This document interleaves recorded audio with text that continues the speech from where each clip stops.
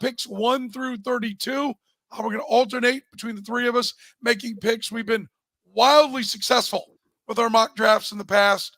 Wildly successful. We'll see if we can do it again here on the Too Deep NFL podcast. You're listening to the Too Deep Podcast, the most complete analysis of the National Football League, breaking down the NFL like no one else can. Too Deep is hosted by Jeff Chadiha, Eric Eager, and Soren Petro. Jeff Chadiha is a senior columnist and on-air personality for the NFL Network and NFL.com. Eric Eager is the vice president of research and development for Sumer Sports. Soren Petro is the afternoon drive host of the program on Sports Radio 810 WHB in Kansas City. Too Deep is proudly brought to you by Gann Asphalt and Concrete, Kansas City's nationally recognized full-service paving and pavement maintenance contractor, making parking lot problems disappear since 1994. Free consultations, no commissions, in-house crews, and every project comes with a written warranty. Find them online at GannAsphalt.com or call 816-484-3338. Gann Asphalt and Concrete, one contractor, all things parking lot. Now, here are the hosts of the Too Deep Football Podcast, Jeff Chadiha, Eric Eager, and Soren Petro. Thank you, Curtis. We appreciate it. Back at it here with another episode of the Too Deep NFL Podcast. Chadiha, Eager, Petro with you. Time to brew up some mock drafts. It's what we do best, right? Anything, first of all, we're going to start off. It's going to go Eric, Jeff, and then me. Eric, What's do you have a team that's your favorite that you're going to be drafting for? I do think the way that it shakes out for the Bears is interesting, as well as I also think what the Titans do at 7 is interesting. So I'm going to be chalky and talk about the top 10, but I am pumped about it. I think the Titans are my new Lions. I think that they have a shot to be good, and people are talking about other teams. Okay, interesting. I like it. Jeff, in your preparation, your massive amounts of preparation that went into this, do you have one of them that you enjoyed the most? Chargers. A lot of interesting spots there. A lot of players that can be taken at that spot at 5. But yeah, I think Chargers are going to be in the top 10. My most interesting pick. A lot of things could happen there depending on what Eric does, but ahead of me. And just to be clear, we did not do any trades, right? No trades. We're not doing trades. We talked about trades, but it gets pretty unruly. We were trying to figure out a way to do it, but it gets a little shaky. We'll address where we think trades are going to come up, but it's we'll do our best. But how many trades, Terry? None. Like that's how we've done it. Yeah. So yeah, I love this. It's like Red Bull standing by. I love it. And yes, KC, we do appreciate that. Pound that like button. It don't cost you nothing, but it does us a world of good. So no matter what platform you're catching us on, whether it's Facebook, whether it's Twitch, whether it's YouTube, whether it's Twitter, make sure you hit that like button. Subscribe as well. We do appreciate it. It does us a lot of good. And of course, support our great sponsors like Gann Asphalt and Concrete. They're the best. Kansas City, 30-plus years, free consultations, no commissions, in-house crews. Every project comes with a written warranty. Gann Asphalt and Concrete, keeping your parking lot safe, helping you avoid unnecessary delays. One contractor, all things parking lot, Gann Asphalt and Concrete, online at GannAsphalt.com. All right, let's get things rolling. Eric, without further ado, the number 1 pick in the draft. Do you have a curveball for us? No, Caleb Williams. Don't overthink it, of course. Yeah. Any, you like it or don't like it? Do you think he's going to be a success?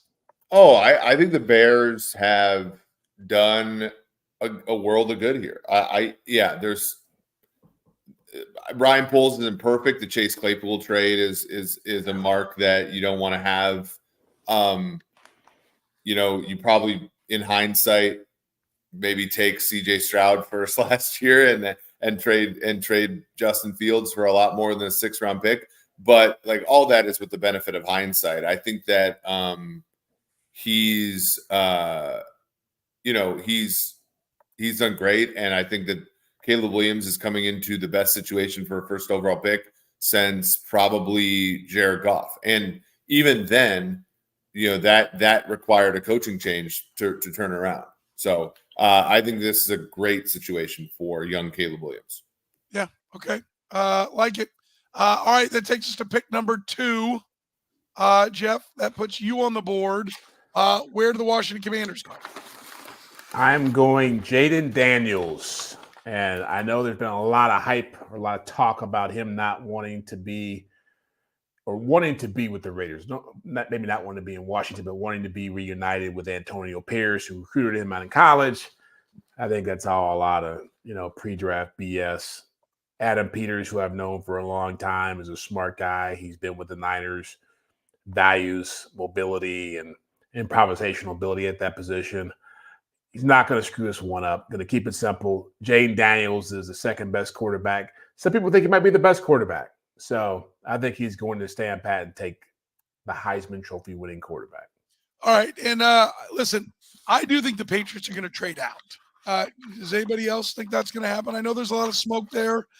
I think for the reasons. Of course they're good. If you're Minnesota and you did a competitive rebuild while the Bears and the Lions and the Packers all kind of did like traditional rebuilds, and your division won 3 playoff games and you won none of them during the competitive part, and you don't come out of this without at least one of the top 3 quarterbacks in the draft, you are going to get skewered. So I'm not saying the Vikings are going to be the one to trade up for 3, but they're going to put an offer on the table that either they'll get or somebody will come up over the top of, right? Jeff, right, if you're Kwesi and you went through competitive rebuild, no playoff wins, and then you come out of it with Michael Penix or JJ McCarthy, no way. A team's offering the world for this pick. And it's probably the Vikings, but it's maybe a team that comes up over the top of the Vikings, like the Giants or the Broncos or the Raiders, somebody like that. But this pick's getting traded, I think.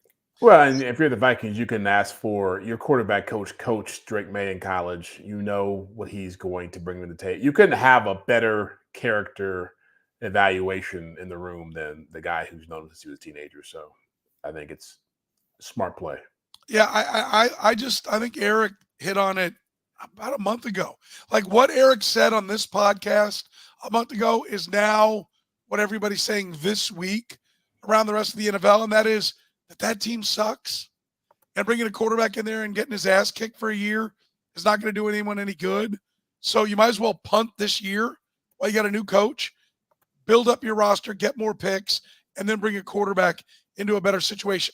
I think it's, it'll be a tough sell to a lot of your fan base, but I think that's what they're going to do. We don't have trades, so Drake May, quarterback North Carolina, is the guy here, but I could see whoever comes up actually taking your guy, Jeff, JJ McCarthy. Yeah. I think that could end up being the pick. Because I think someone might say, that's where I got to get McCarthy, because I got to get in front of somebody else. Yeah. So somebody who's in love with McCarthy comes clear to 3 to get him. I think that's a possibility. Go ahead. I like McCarthy, but I don't like him at 3. I think that there are levels to this, but I do think you're right, though. I think a team's going to fall in love with him. What happens if McCarthy goes second is like a really good question, right? Because I do think that there's like a slim possibility that happens. I think it turns the whole draft on its head, right? Yeah. But if you're the Commanders, you want Marcus Mariota playing quarterback for you? No. Half a season? No. 12 games? Before he decides to go back to the islands? Wherever he was, Yeah, I'll pass. All right, Eric, you're back on the board with the Arizona Cardinals. Now the draft begins.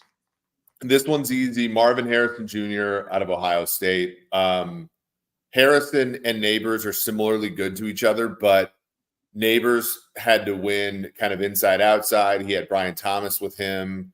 Harrison kind of won on the outside all the time, taller guy. I think that there's just more ways there.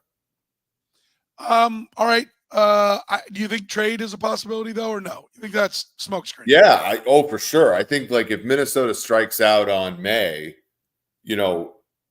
or if the Giants want to leapfrog somebody, like I think this pick is tradable, especially considering Adunza and Neighbors are there, right? Because Harrison is the best wide receiver in the draft, but it's close. It's not like a mile apart. It's AJ Green, Julio Jones type stuff. Okay. Jeff, you're up. The Los Angeles Chargers of LA. Yeah. Look, there's three options here that make a lot of sense. One is Brock Bowers. You get a big play tight end for Justin Herbert. The other is Malik Neighbors. You need receivers. I know they took one last year, Quentin Johnson. They got the kid, Josh Palmer, still there. But Jim Harbaugh loves him some offensive linemen. I do not see him passing on Joe Alt from Notre Dame at left tackle. You get your left tackle. Actually, you get him with Roshan Slater.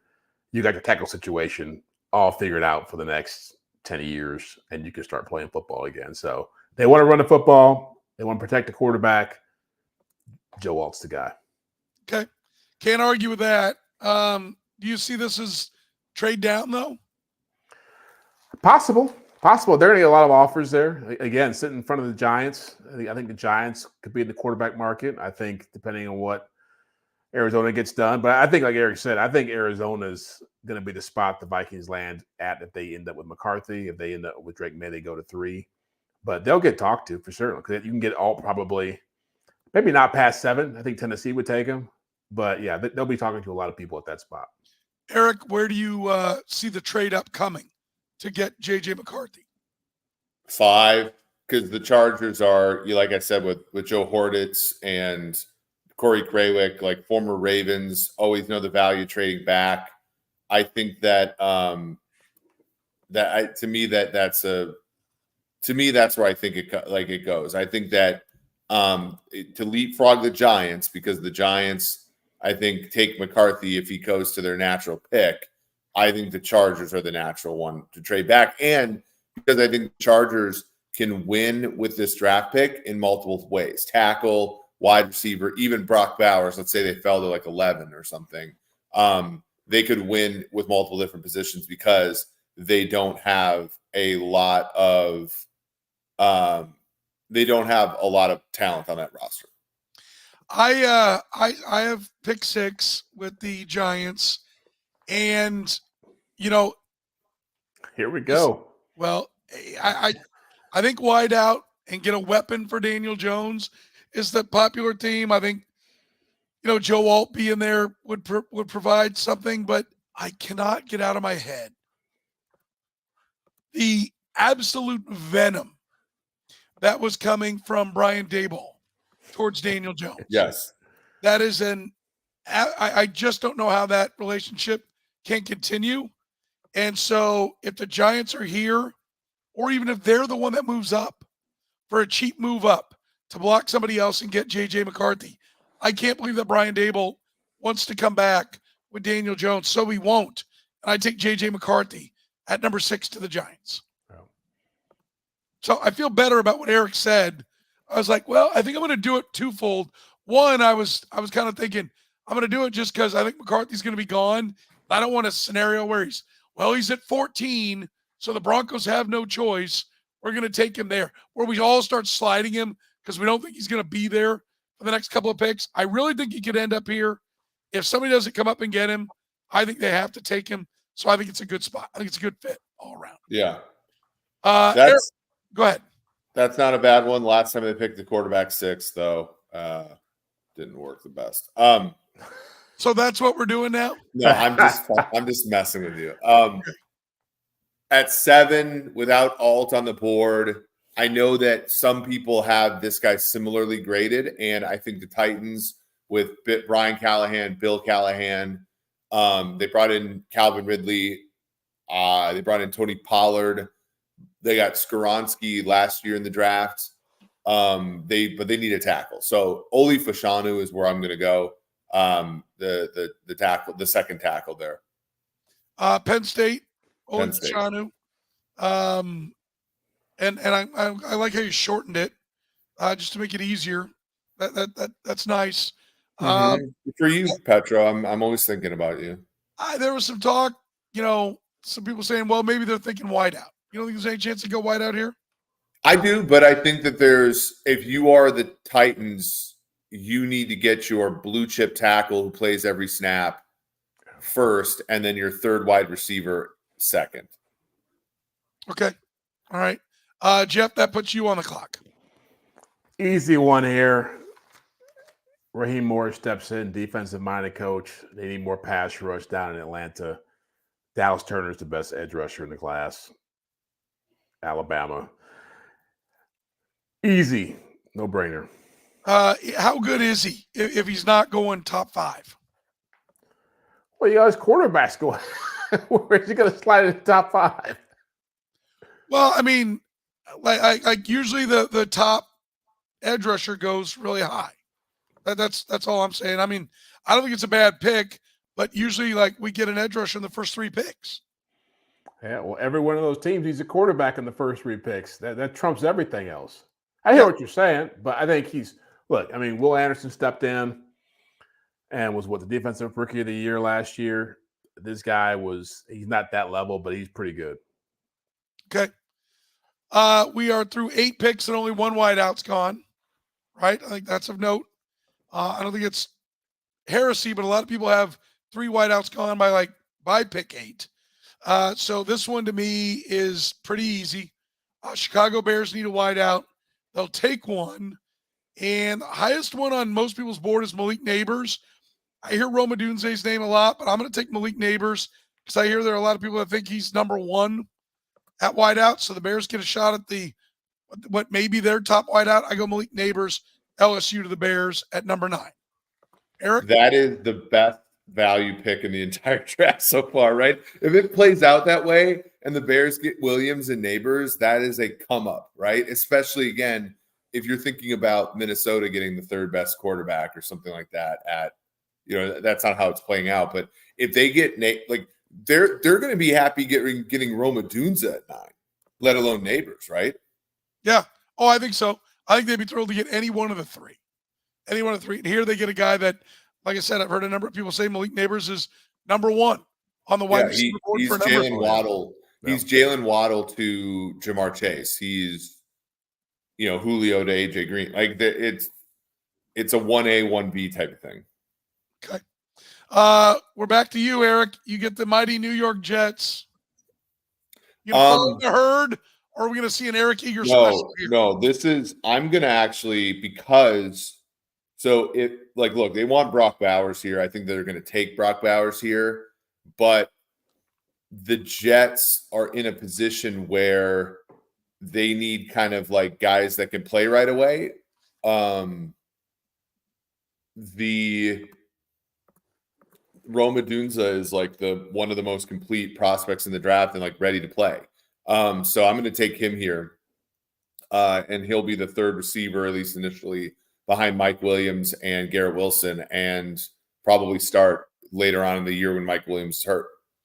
So we have the scenario here, Jeff. Like, this is where you can mock it and everybody has it figured out and everything works and gets the wideouts off the board before the Jets have to make a decision between wideout and tight end, because everyone's got a trade up that makes Joe McCarthy fit where they want him to fit.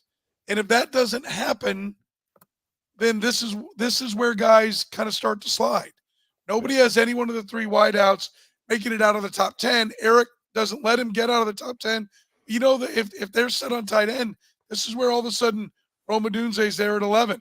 And if you're the Chargers and you did peel back and Odunze falls down here, you're feeling pretty good. Now, if the Giants don't get McCarthy, this probably doesn't happen. They're taking a wideout. And so we're not here. But in this scenario, if the Giants take a quarterback, this starts to shake things up. This is where it starts to come off the rails from what the consensus is. Yeah. Okay. Yeah. Vikings. See, this is where it gets screwy because I don't think the Vikings are going to be here at 11. I don't think that they're going to take this guy with this pick. But to Eric's point, that division has Caleb Williams coming into it. You've already got Jordan Love establishing himself, and Jared Goff has taken a team to a Super Bowl with the Rams and the NFC Championship game with the Lions. You can sit and hope Michael Penix is there at 23. It's not going to happen with the Broncos and the Raiders behind you. I will take Michael Penix. I think it's high for him. I'm overdrafting him, but I cannot sit back here and hope that he's going to be there at 23 because he's not, and then I'm stuck with nothing at quarterback. I got to get a quarterback in this draft. I'm taking the best guy left. Eric, what's your read on Penix as a pro? I agree with Jeff. This kind of feels Christian Ponder-ish as far as when he's being drafted, but at the same time, I think that they have to. The quarterback that plays for the Vikings is going to have a decent time of it, I think. So and Kwesi is a pretty awake GM to a lot of the stuff that we talk about, which is, is Penix a 10-year guy or a 4-year guy? He's probably not going to make a terrible decision on that. So I'm okay with it, honestly. Do we really think we're going to go by 11, 12, 13, which has Denver and the Raiders, and a quarterback's not going to go? No. I think you might see 2 go in that realm. But historically, that hasn't been that.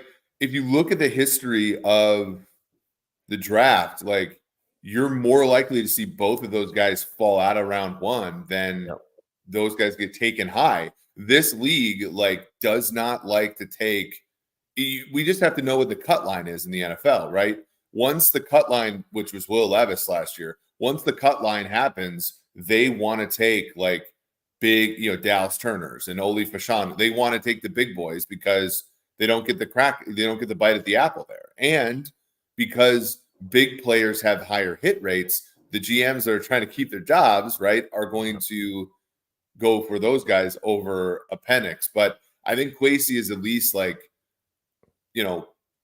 forward thinking enough to take the quarterback here, even if it's not the best value pick. You can be forward thinking enough to protect your business and make sure to create a great first impression with customers, with clients. Gann Asphalt and Concrete does that. Nationally recognized paving and pavement maintenance contractor, full service, making parking lot problems disappear in Kansas City since 1994. Don't risk liabilities. Don't risk customers coming in with a bad attitude. Give them a nice, smooth, brightly striped lot. That's what Gann Asphalt and Concrete does.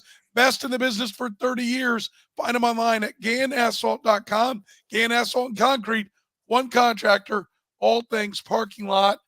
I am up with pick 12 in the Denver Broncos. Listen, they want to find a quarterback.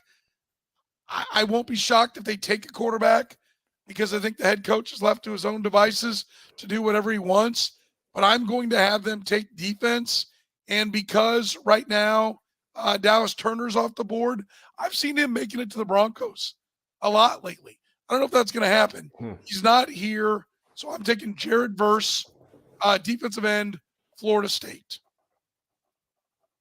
Any reaction? No, I think it's a smart play. I think the Broncos, to Eric's point about the Patriots, they're going to be bad for a year or two. And so why not build up your roster, find difference makers, and then figure out how to win games again. So I like it. You like the fit, Eric? I'm more of a Latu guy, but I understand Jared Verse's appeal too. And I think that the Broncos need to start building they need to start building players at premium positions. So you're not going to get I'm not going to rip the pick. I'll just say that. Okay. You're up. Where are you going? I am up with the Oakland Raiders. Well, they're so this is a team that needs, players at kind of every position.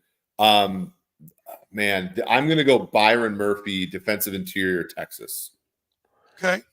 So pair him with That's Christian a heck of an offensive defensive line, man.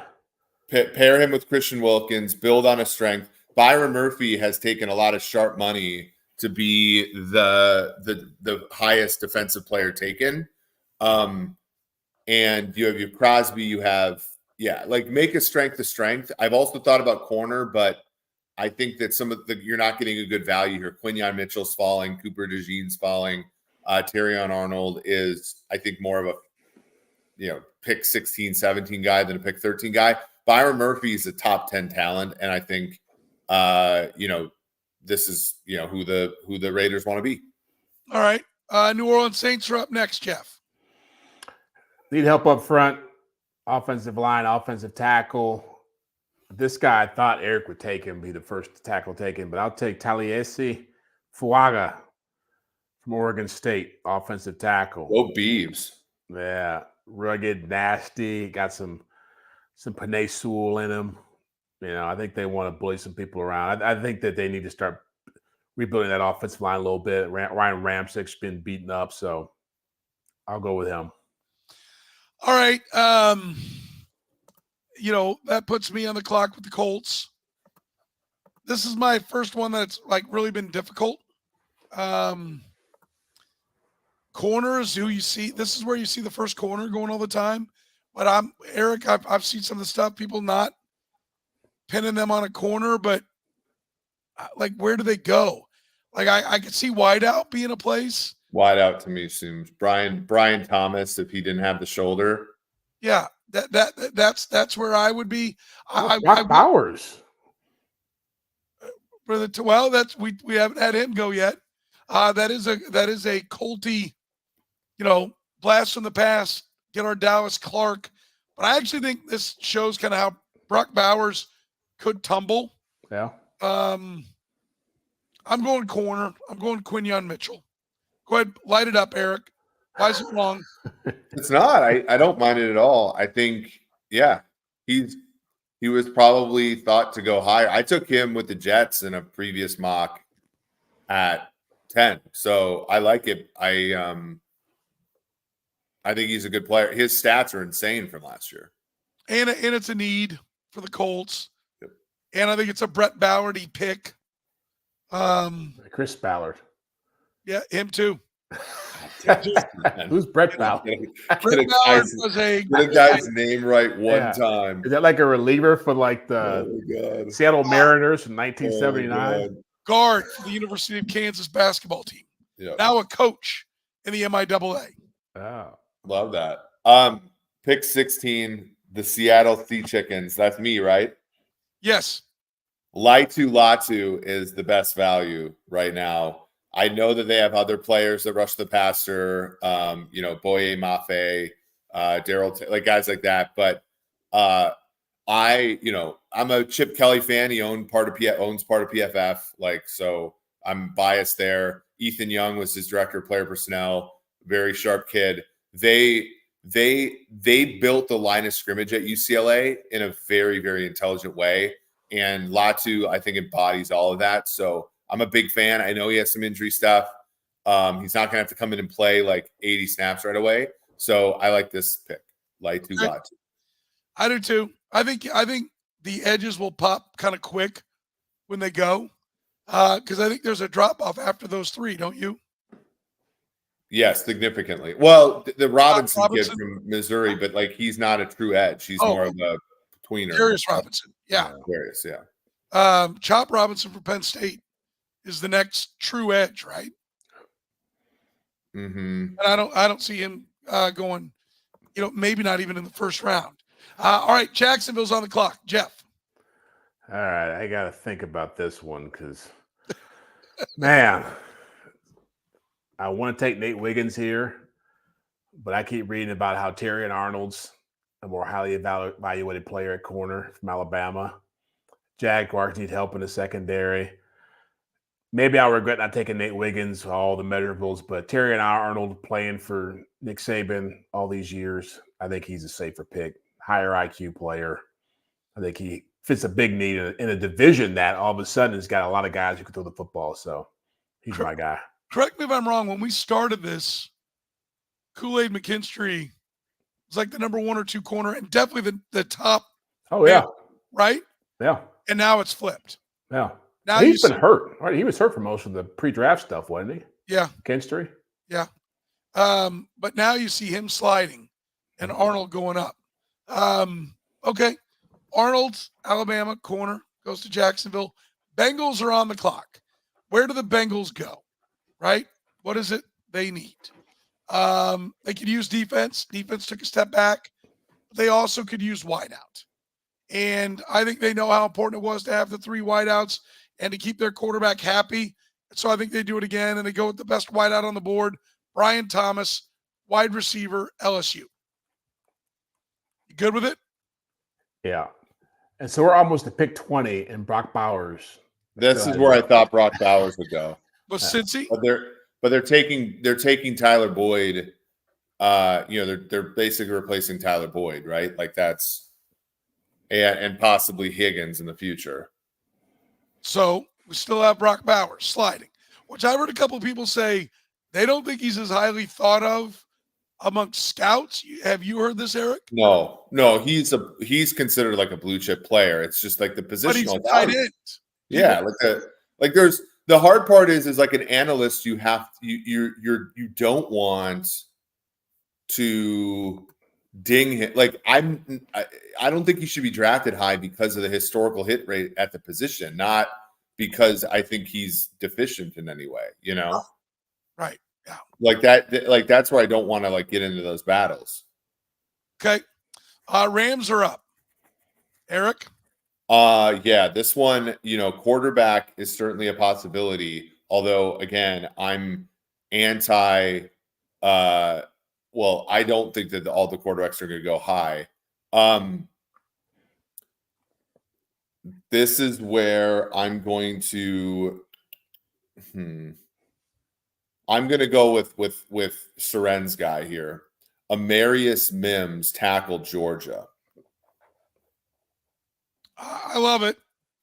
All the measurables, and was battled some injuries, and they got a lot better last year when they suddenly could protect Matt Stafford. Right? I think that more of a good thing's not a bad thing, is it? Correct. Yeah, I love Mims. As a Chiefs fan, I'd love to see him further down. And I think the Pittsburgh Steelers, I don't think there's any chance he goes by Pittsburgh at 20. Like that's right, because I'm picking with Pittsburgh's pick at 20. Okay. And I'm taking a tackle too. I'm taking J.C. Latham from Alabama, who some people think is better than Amarius Mims. Yeah. I know Mel Kiper has him going up very high, like 11. He likes him a lot. I've seen them at Baltimore at 30 a lot, which they like big tackles. I get it. I think if he's there, they will jump on him. But, do we think is Latham, who at one time last year was talked about as, I don't know about a probable, but potential number 1 overall pick this year's draft. Oh, what? Yeah. Last year, at the start of last year, Latham's name was being talked about as like the number 1 left tackle in this year's class. And now he's right side only and sliding down the board. So, listen, I think it's a great pick. That brings me with the Miami Dolphins on the board, and I really want to go offensive line. Right? That's what I think they need. Interior offensive line. I think this is a spot where we may get someone like Graham Barton in at center. Jackson Powers Johnson, Troy Tanu has not gone yet. Don't hurt yourself, Soren. That happened a long time ago. This is terrible. I was all set to take the best interior offensive lineman, but Brock Bowers is going somewhere, isn't he? I can't believe he would be this close to the Chiefs. Yeah, the Chiefs. You think Beach would just be like, okay, guys. Yeah, like strap him down. Yeah, I'm going to take him off the board here. Brock Bowers goes to the Dolphins. I did not see this coming. which is I why can't wait for this team to score 80 points on somebody in September and then get dick kicked by the Chiefs in the playoffs. But hey, like that'll. But this is how slides happen, right? And so slide ends here. Brock Bowers goes to the Miami Dolphins, and You guys know it's true. They're gonna score. They're gonna hang like 90 on some Raider, like a Raiders or something like that, right? And then come here and score seven cool points. Yeah, it was a reality last year. They crushed the Broncos, and a couple weeks later could only get a touchdown on the board in Germany and needed help to get that done. All right, that takes us to the Eagles. Eric, you're up. The Eagles. This one has been pretty. This one has been telegraphed, I think, a little bit. Cooper DeJean. Okay. Over Nate Wiggins? Iowa, yeah. I think so. They brought back Chauncey Gardner-Johnson, but I do think that the Eagles are trying to do this whole flexibility in the secondary bit. Like Bradbury can only do a certain number of can only play a certain way. Bradbury can only play a certain way. Slay can play, Slay's getting older. I think that they want more versatility. I have him here somewhere. How do you spell it? DEJEAN? D and then Jean. It's DeJean, but they say it DeJean. Okay. All right.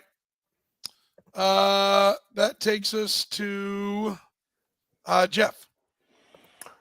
Like you, Soren, I really want to improve the interior of the Vikings offensive line.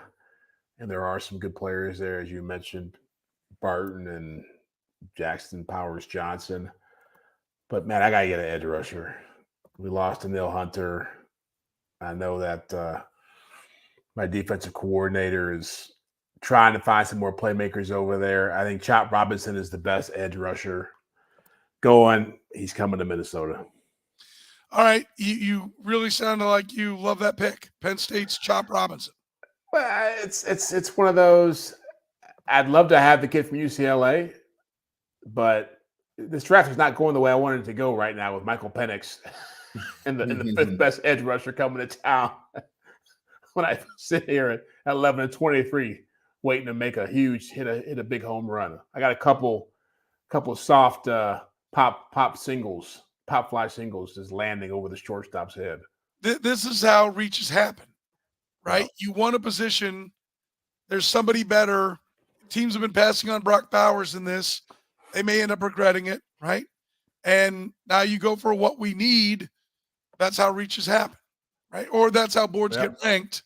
One or the other. I mean, like this sounds like Jeff Chadiha, if he made this pick, would be reaching, right? Reaching for That's what it is. Yep. Okay. I'm not denying it. All right, the Dallas Cowboys are up. I'm up. They really wanted Amarius Mims. They were heartbroken when they couldn't get him. I think J.C. Latham is a guy that they would like too. They could go Tyler Guyton here, but that seems a little high. He does. I'm torn between Tyler Guyton, Graham Barton, and Washington's Troy Fautanu. He hadn't gone yet, has he? No, he's still out there. And so he's the highest on the board. Gives him flexibility. Some people think he can play tackle. Can definitely play inside. They have needs inside. I may regret this for not taking like Graham Barton, who can play center. But does Fautanu play center? I think so. Well, hold on. Let me look at his stat. Like, he's only played left tackle and a little left guard in college. Okay. They need both. They need line. So they're going to take him. Yeah, I'm happy with the pick. If I'm wrong, they're the first one to take a center, which I think would be Graham Barton, who also can play tackle. So, but I think this guy, by most accounts, would already be off the board. So they're going to jump on him and grab him. Packers are up. Eric? Yeah, and Packers need alignment of any kind. And so Graham Barton, that I could also see defensive interior. Say Darius Robinson looks pretty good right there. Yeah, but Lucas Van Ness is kind of the same player, right? He's kind of an edge, but also can play a 5-tech. So, and they also drafted Devontae Wyatt. So, and Kenny Clark is going to get a contract extension. So, I get what you're saying. I think that their depth. I mean, they have one good offensive lineman on their whole team, and that's Zach Tom. So, I'm going to go with Graham Barton, offensive lineman, Duke. All right. I think that's a good pick. I think he'll probably be gone a little before this, but I don't think he's going to make it out of the first round. So I like the choice. Bucks are on the clock. Jeff, you have that pick. Yeah, and I'm not going to reach for another edge rusher here. I don't like anybody who's left here. And I'm shocked that Nate Wiggins is still on the board at this spot. And so I want to get some corner help. We've lost some guys in the last couple of years at that spot. Hard to pass up. I think he's the best guy on the board in the secondary for me. Eric, any reaction? I'm sorry, Jeff, you skipped out. Nate Wiggins. Nate Wiggins. 40. Yeah, so they lost Carlton. They lost Carlton Davis. Their secondary, like they built their Super Bowl team off of taking second day, Antoine Winfield, Carlton Davis, Sean Murphy-Bunting. Murphy-Bunting's gone. Davis is gone. They do need to rebuild that secondary. And so, yeah, I like that pick a lot. I think that it's an example. Yeah, I think Jason Light is like one of the most underrated GMs in football. I think that this is consistent with what he would do. 27's the Arizona Cardinals. I'm on the board with that. They took Marvin Harrison Jr. earlier, addressed the offensive side of the ball. They need help on defense. I had names like Chop Robinson down. I had Nate Wiggins down. Pretty much the entire defensive board was on my list here. There's still two prominent names, Jer'Jon Newton from Illinois and Darius Robinson of Missouri. I think the hybrid guy is becoming more the thing. And Darius Robinson, to me, flexibility. Everybody loves flexibility. He's the more flexible player. So I will take Darius Robinson, DND tackle, Mizzou, at 27 to the Cardinals. Eric. Good. Okay? No, that's a good. I think that leaves Jer'Jon Newton for you and the Bills. It does. Like a receiver? Well, that's the thing. The Bills are overwhelmingly favored to take a receiver here. Just like the Cowboys were going to take a tight end last year. Right. I mean, the Bills have Ed Oliver as a top 10 pick that they gave a contract extension to. I get what you're saying. It has to be wide out, though. They lost Davis. They lost Diggs. Khalil Shakir and Curtis Samuel are their top guys. So I'm going to go with the biblical name, the Adonai Mitchell, wide receiver Tejas, to go to the Bills here. Is that a biblical name? I grew there was a lot of songs, Soren, in my dad's church that had Adonai in them. I'm asking. I assume. I didn't go into the scriptures though. I didn't go deep. I was too busy messing around with football stats. But I heard the name in the church more often than not. I've spent some time in the church. I too was probably thinking football during much of the scripture reading. Sorry. I'd never heard Adonai. I guess I wasn't listening close enough, but good to know. All right, so they go wide out. The reason why I don't think they're going to go wide out there, I think there's a big drop. You like he was one of your draft crushes, Jeff. Yeah, he's a good player. I think he's underrated. I mean, for what they want to be and what they want to be. Like, he's big and he's fast. That's better than what they got there right now. Okay, Lions are up. Jeff Chadiha finagled it so he would pick the Lions. He's the one who picked our draft order. He said, I want the Lions, not Eric. Yeah, I wanted Eric to have the Vikings, and I wound up with them, and I screwed that one up pretty bad. Can't screw this pick up, though, because the Lions, anybody who watched them in the second half of the season in the playoffs, knows that secondary was a big issue for them. They've got to get better at corner. They had to kick a corner off the team for a domestic violence situation. So Kool-Aid McKinstry, the other Alabama cornerback, goes with the 30th overall pick and hopefully makes that secondary a lot better with his presence. Okay. I like it. I think that's the obvious pick for, obvious position, I should say, for them to go with. All right, that brings me back up on the clock. Baltimore Ravens. They loved Demarius Mims. They wanted to take him. They didn't get a shot at him. He's gone. They love their big tackles, and I think that's a spot that they would like to go. But, every year, what do we hear? Boy, the Ravens get the draft. They just get it, right? They get it. So where do they go now? Do they go Tyler Guyton? Do they go Jordan Morgan from Arizona?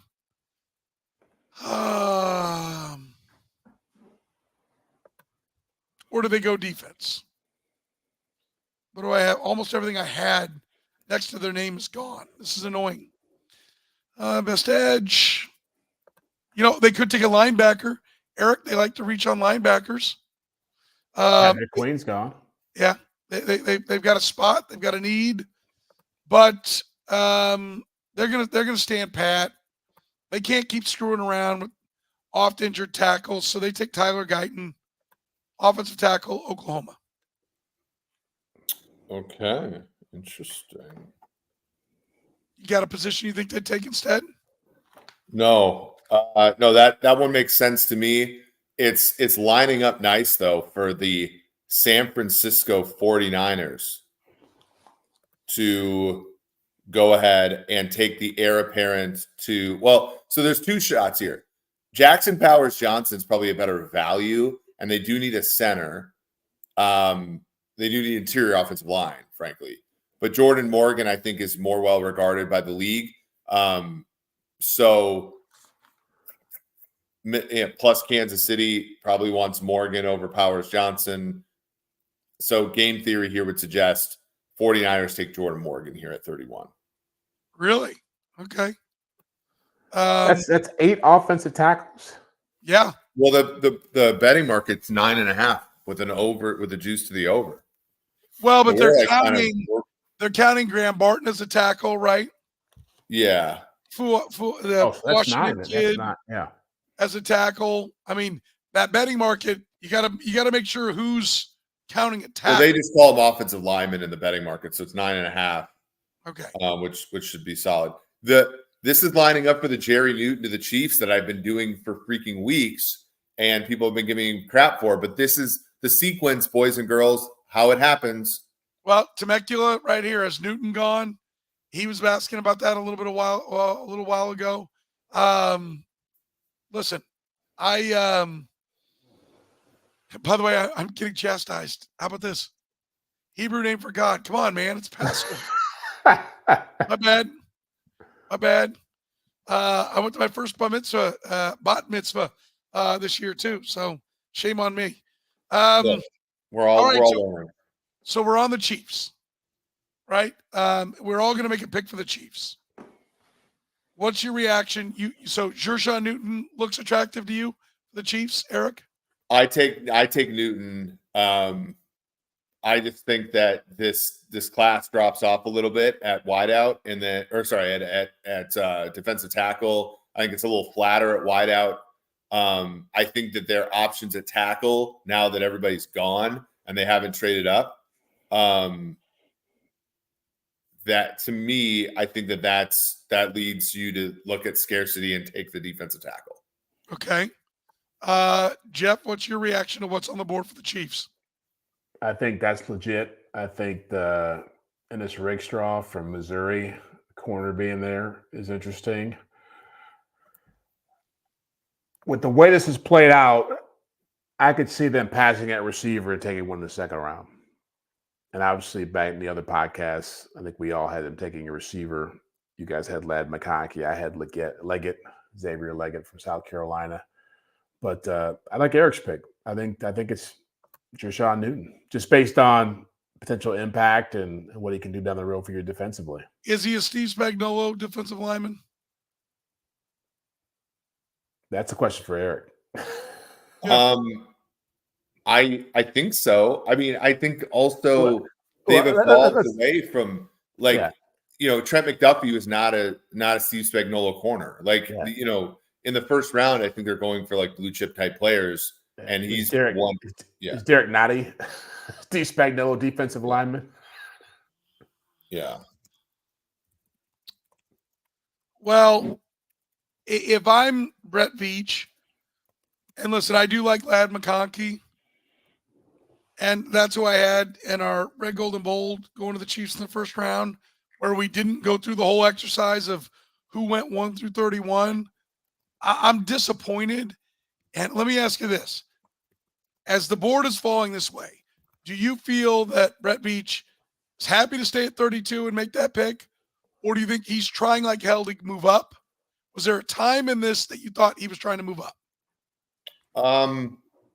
Because if I get here and I couldn't have moved up, I really want to trade down. I think Barton was the play there. Was he 29? 25. Oh, 25. Okay. Oh, Barton. I think Bowers at 21 was also one too. Like I think if Bowers gets to the 20s, I think the Chiefs are shoving and they're gonna, take him. Okay. So what about Fatanu? Although the Cowboys need offensive tackle bad. God, I'm not going to pick the same guy. I think your logic is really sound. I hate this. I mean, so wait a minute. So how about this? How many receivers who we thought like Xavier Worthy was supposed to be a first round type guy for some people? He's going to be in the second round.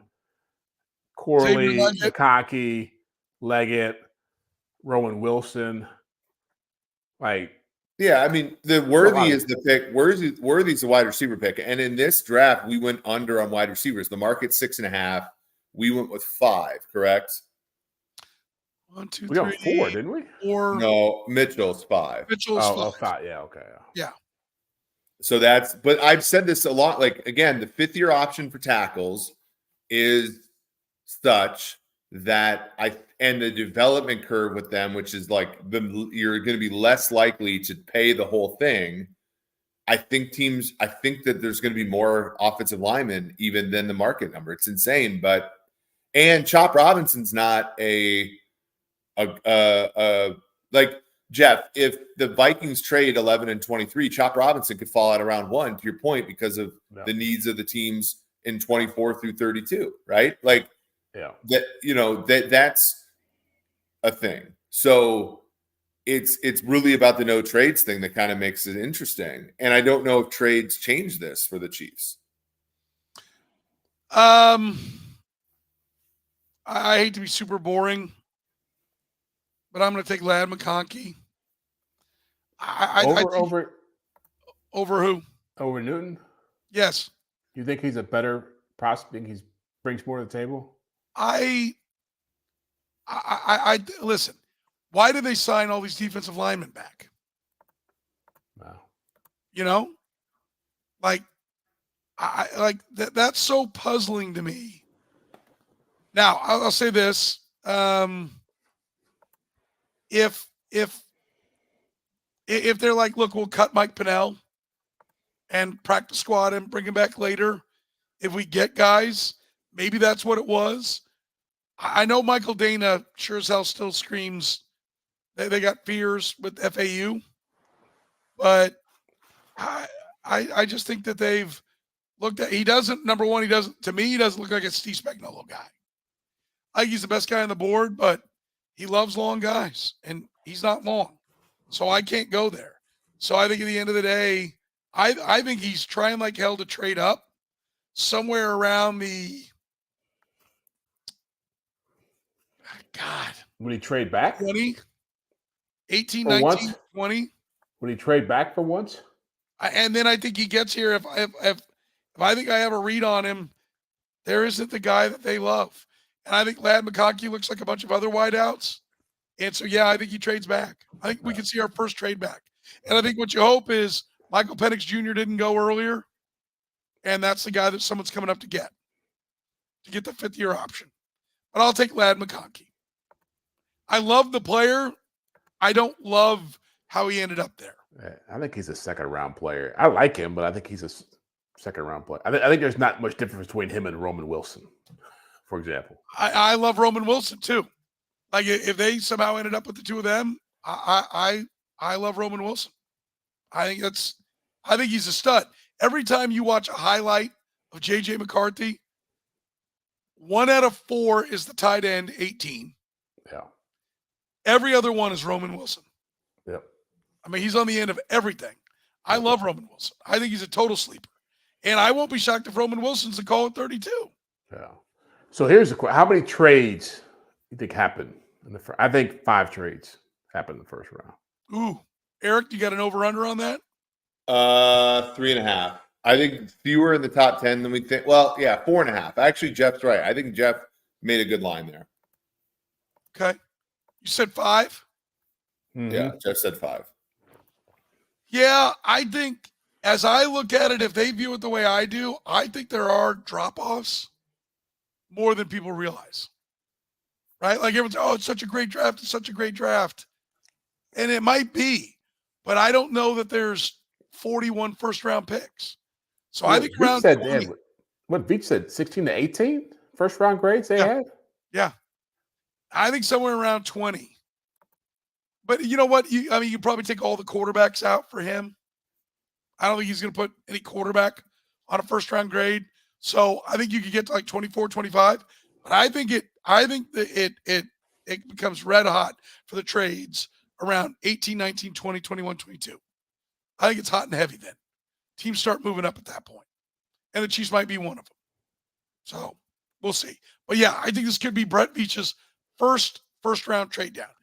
Last time the Chiefs traded down in round 1, how'd they do? Chris Jones. Pretty good. Was Chris Jones? Chris Jones. That was the last time? Yeah. Traded out of round 1. That was John Dorsey who did it. Yeah. But it's been a while. All right, there it is. We've mocked it up. You've got it. Put it in writing. We'll see how we do on Thursday night. Remember, you can see how your parking lot does if you call the best. If you've got problems right now, don't have a poorly marked parking lot, can create accidents, liability problems, taking you away from your business. Focus on what matters most. Let Gann Asphalt and Concrete focus on your parking lot. They've been doing it for 30 years. They're Kansas City's best. Online at GannAsphalt.com or call 816-484-3338. Gann Asphalt and Concrete. One contractor, all things parking lot. Jeff Chadiha from the NFL Network, Eric Eager from Super Sports. I'm Soren Petro saying thank you very much for joining us here on the 2 Deep NFL Podcast.